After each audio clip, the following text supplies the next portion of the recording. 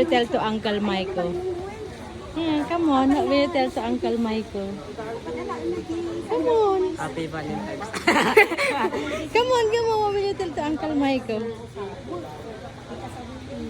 Ay. Ito na lang, Blake. Thank you for the free food. Oh, go, Blake.